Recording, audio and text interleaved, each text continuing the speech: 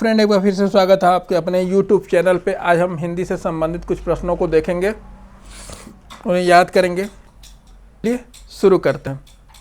पहला प्रश्न है, विष्णु प्रभाकर द्वारा रचित आवारा मसीहा किस प्रसिद्ध लेखक की जीवनी है? विष्णु प्रभाकर द्वारा रचित आवारा मसीहा किस प्रसिद्ध लेखक की जीवनी है? उत्तर शरत चंद्र चट्टोपाध्याय। अगला प्रश्न देखते हैं, सुनीता किस विधा की रचना है?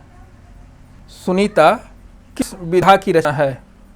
उत्तर उपन्यास। अगला प्रश्न है, हिंदी का प्रथम नाटक कौन सा है? हिंदी का प्रथम नाटक कौन सा है? उत्तर नहुस। अगला प्रश्न है, जयशंकर प्रसाद द्वारा रचित ध्रुव स्वामिनी की रचना विधा क्या है?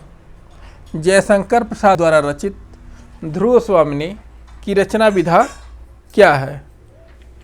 उत्तर नाटक। प्रश्न,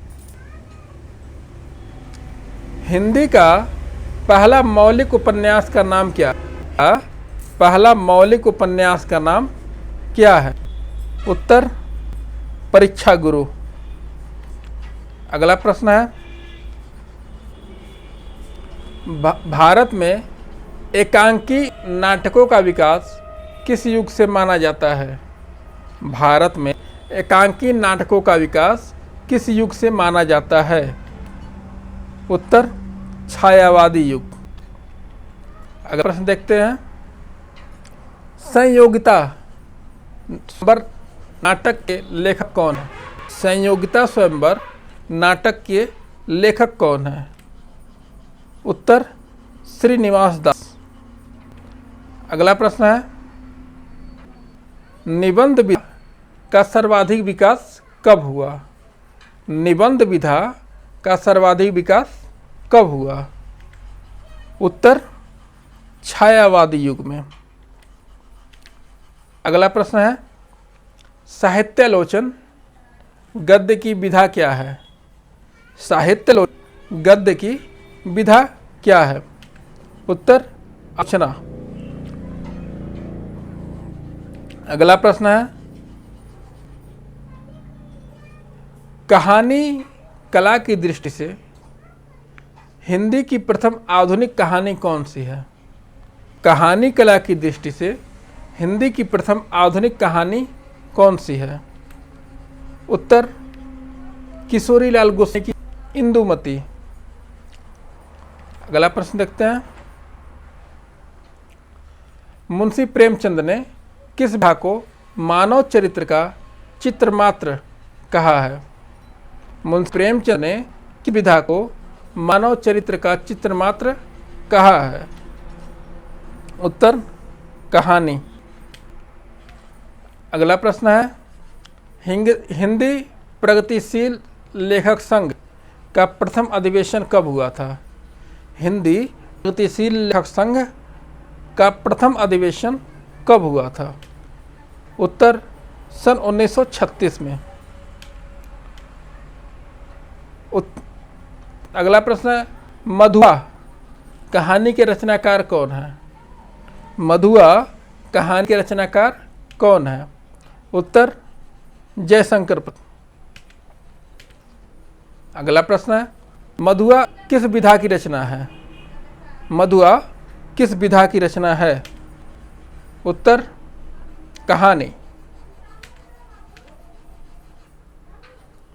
अगला प्रश्न है, हरखू पात्र किस कहानी से संबंधित है? हरखू पात्र किस कहानी से संबंधित है? उत्तर बलिदान।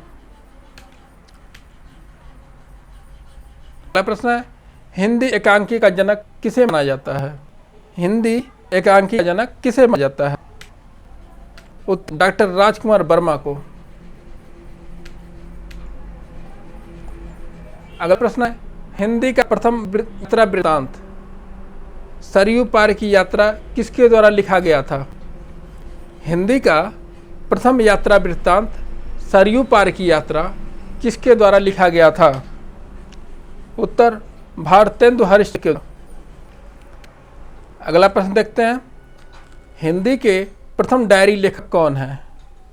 हिंदी के प्रथम डायरी लेखक कौन है? उत्तर नरदेव शास्त्री वेदतीर्थ। अगला प्रश्न है, बड़ों के प्रेरणादायक कुछ पत्र के संकलनकर्ता कौन है? बड़ों के प्रेरणादायक कुछ पत्र के संलग्नकर्ता कौन है? उत्तर वियोगी हरि। भाग्यवती को हिंदी का प्रथम सामाजिक उपन्यास माना जाता है, इसके लेखक कौन है? उत्तर श्रीधरराम फुल्लौरी। अगला प्रश्न, केदारनाथ पांडे किस वास्तविक नाम है? केदारनाथ किस लेखक का वास्तविक नाम है? उत्तर कृत्यापन। अगला प्रश्न, छायावाद युग का काल है? छायावाद उत्तर युग का काल है। उत्तर 1938 से लेकर वर्तमान तक। अगला प्रश्न है, पथ के साथी किस विधा की रचना है? पथ के साथी किस विधा की रचना है? संस्मरण।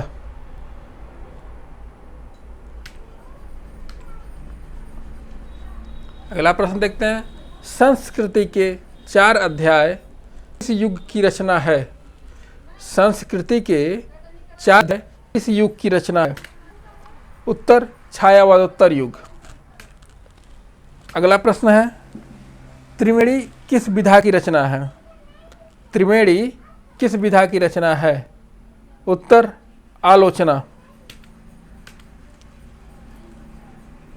अगला प्रश्न है, हजारी प्रसाद द्विवेदी के निबंध किस श्रेणी में आते हैं? हजारी प्रसाद द्विवेदी निबंध किस श्रेणी में आते हैं? उत्तर ललित निबंध। अगला प्रश्न है, चारु चंद्रलेख की विधा क्या है? चारु चंद्रलेख की विधा क्या है? उत्तर उपन्यास। अगला प्रश्न है, संस्मरण लेखन का प्रारंभ किस प्रमुख लेखक से माना जाता है? संस्मरण लेखन का प्रारंभ किस प्रमुख लेखक से माना जाता है? उत्तर बाल मुकुंद गुप्त। अगला प्रश्न है, दी मैडमैन पगला नाम से हिंदी में अनुवाद किसने किया? दी मैडमैन का पगला नाम से हिंदी में अनुवाद किसने किया? उत्तर राय कृष्णदास ने। अगला प्रश्न है, चिंतामणि की गद्य विधा है? चिंतामणि की गद्य विधा है? उत्तर निबंध। दोस्तों, अगर आपको अपना ये वीडियो अच्छा लगा तो प्लीज़ चैनल को सब्सक्राइब करके जाइएगा, वीडियो को लाइक कीजिए। Thank you for watching.